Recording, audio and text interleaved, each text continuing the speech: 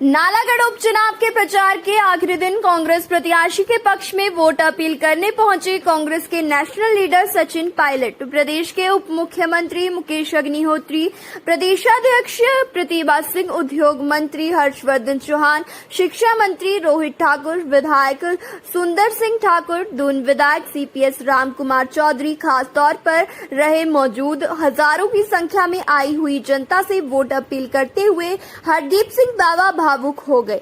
नम आंखों से जनता से कहा कि बीजेपी के अनेकों खिलाफ पूरे चुनाव में कई झूठे आरोप लगाए, पर उन्होंने कभी भी किसी उम्मीदवार के खिलाफ कोई शब्द नहीं बोला। जनता जानती है कि हरदीप सिंह बावा ने पिछले 15 सालों से इस इलाके की सेवा की है और करता रहूंगा। उन्होंने कहा कि बीजेपी कहती है कि बावा बाहर का है।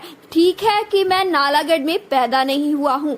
नालागढ़ मेरी जन्मभूमि ना सही पर कर्म भूमि है और जनता से वादा है कि बाबा हरदीप सिंह नालागढ़ में ही अपने प्राण त्यागेगा और जब तक जिएगा तब तक नालागढ़ की जनता की सेवा करेगा। आज के समाचार के लिए ब्यूरो रिपोर्ट अनवर हुसैन। नालागढ़ की बात है, यहाँ पर भी आपने एक विधायक चुनकर भेजा था, के ठाकुर साहब। वो भी जनता की वोट लेकर ही विधानसभा पहुंचे थे और सरकार बनने के बाद जो सरकार को काम बताए वो हमारी सरकार ने पूरा करने की कोशिश की, क्योंकि जनप्रतिनिधि होता है, जनता के वोट से जीत कर आता है। लेकिन मुझे तो हमेशा लगता था कि जो ठाकुर होते हैं अपनी बात के पक्के होते हैं।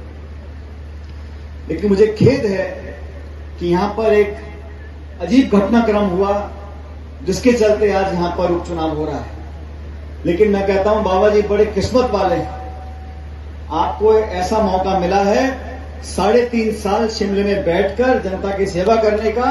और मैं तो धन्यवाद देना चाहता हूं हमारी पार्टी के तमाम कार्यकर्ताओं का कि आपने जो चुनाव प्रचार उठाया है, आज जो माहौल मुझे देखने को मिल रहा है, मैं पूरे विश्वास के साथ कह सकता हूं कि इस क्षेत्र को अपनी भागीदारी सुनिश्चित करने के लिए आज आप बाबा जी को अपना विधायक बनाकर भेजो।